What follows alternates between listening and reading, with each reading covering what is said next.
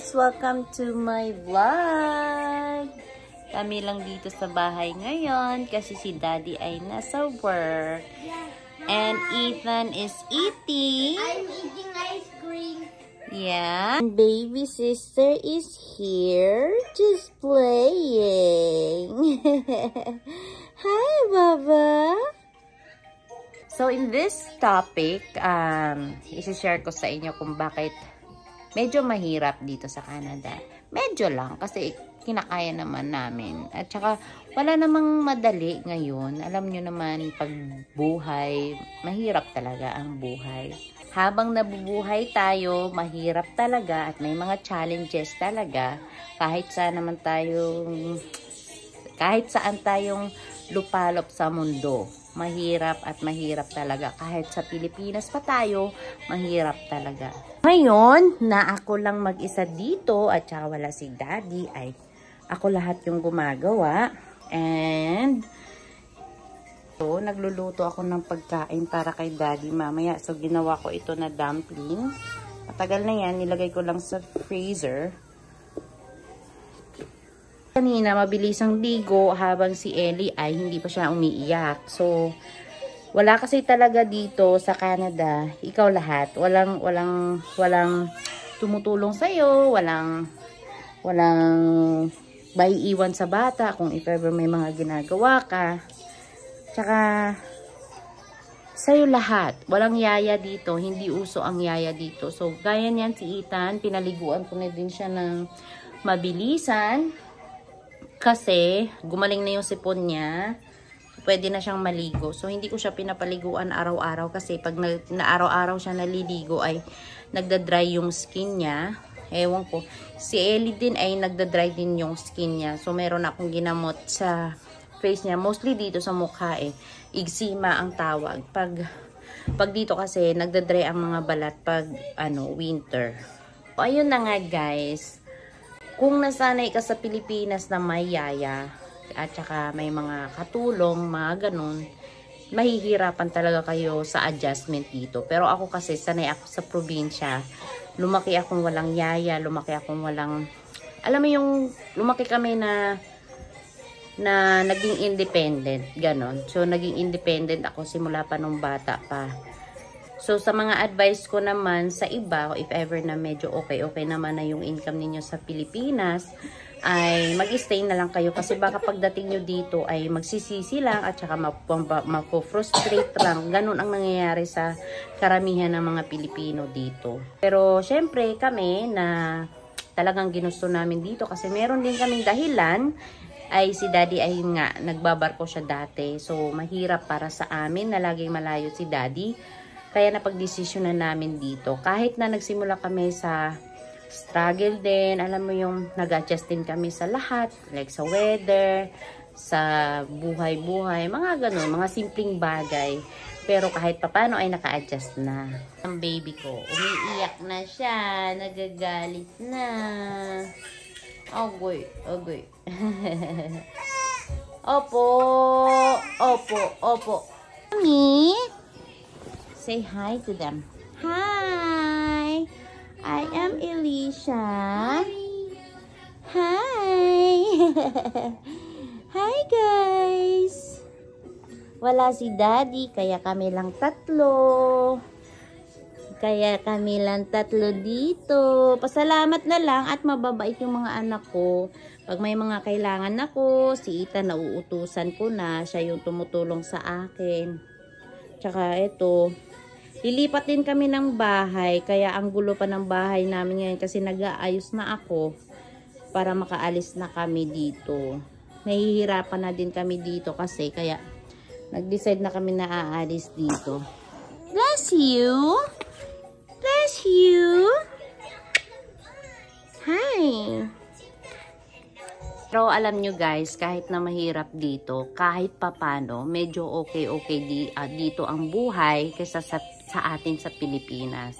Alam nyo kung bakit? Kasi dito kahit papano ay nakakatanggap kami ng support sa government kasi nga pasok pa kami sa low income na family. So ang mga bata ay meron na din silang mga meron na din silang child tax benefits. So, malaking tulong yon sa mga pambili-bili ng mga gamit nila, like mga pangangailangan ng mga bata, mga pagkain nila. So, yeah, dito kasi after 3 months may natatanggap ang mga low income ng mga parang ayuda, kung ayuda sa atin.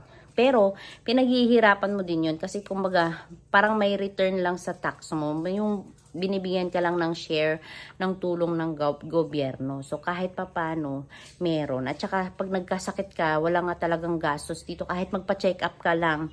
Though mahirap kasi pag may emergency, kailangan mong pumila ng matagal sa hospital, pero at least libre, wala kang babayaran. Worth it din yung paghihintay mo. Magiging worth it kasi titignan ka din ng doktor talaga.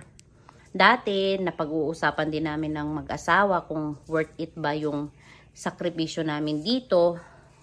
Yung baguhan pa lang kami dito kasi yun yung time na nag-a-adjust pa kami. Napag-uusapan namin na worth it ba yung ganito or kailangan ba niyang bumalik na lang sa barko. Pero kahit pa paano ay ngayon na-realize namin na okay talaga dito. No, bebe no. Kasi hindi na umaalis yung daddy. Hindi na siya nagbabarko. Kung gusto niyo pumunta dito, subukan niyo munang mag-tourist. Kahit siguro mag-tourist muna kayo tapos pakiramdaman nyo yung buhay dito. Tapos, if ever na magustuhan nyo, diba, why not? Pero, ang ina-advise ko talaga, pag nandito na, tapos medyo makahanap-hanap naman ng trabaho na magaganda. Ako nagsimula ako sa fast food talaga. Ganun, ang pinakamabilis talaga dito na pasukan na trabaho, fast food, bago pa lang dito. Kasi, syempre, wala pa tayong Canadian experience na trabaho eh. Kumbaga, yun lang yung stepping stone natin na kailangan natin muna ng work experience. So, ayun, nagtsatsaga ako doon. Kahit papano ay on process na yung application namin for PR. Tsaka, tsagaan lang talaga. Kung hindi ka matyaga dito at tsaka hindi ka masipag, wala din mangyayari. Marami ding Pilipino na naghihirap dito. Pero syempre, ang goal natin ay paano umangat yung buhay. Siyempre, gusto natin na medyo gumaganda-ganda yung buhay natin. So, mag-upgrade din tayo. So, ako, bala ko din mag-aral. Kung ma-PR na, mag-aaral din ako. Hindi ko pa alam kung ano, pero ayun ang plano ko lang. Mag-aaral ako ulit para meron lang akong certificate na mahahawakan na Canadian naman. Kasi dito, ang inaaral mo sa Pilipinas, hindi yun lahat credited. Yung kumbaga, gusto nila ng Canadian standard, yung ganon. So, kahit certificate lang, okay lang yun. Ang dami kong naririnig na ang Canada daw ay naghihirap na. Hindi naman lang Canada ang naghihirap. Maraming bansa. Although Pilipinas naghihirap din. Yan ang reality. Mahirap. Mabilis lang kung tignan sa Pilipinas kasi marami kang kamag-anak doon, masaya kasi marami, andun yung family at saka parang comfort zone siya natin. Pero, mahirap kahit saan. Naghihirap ang Canada kasi nga, syempre, mahal na mga bilihin, mataas na lahat. Tapos, ang taas din ng tax dito. Pero, kahit papano ay medyo okay dito. Ito ay based lang ito sa experience namin Based lang ito sa experience ko din. Ayoko nang bash. Ayoko nang may nagbabash kasi nakaka-hurt minsan. Pero, syempre, yun nga, depende naman kasi sa experience ng bawat tao. So, ito lang ay based lang din ito sa experience namin pamilya. Ayun lang guys. So, yeah, yun lang ang masasabi ko. Mahirap kahit saan ka pa sa mundo. Mahirap talaga, walang madali. Ang ang baunin mo lang pagpapunta ka dito sa Canada, pasensya.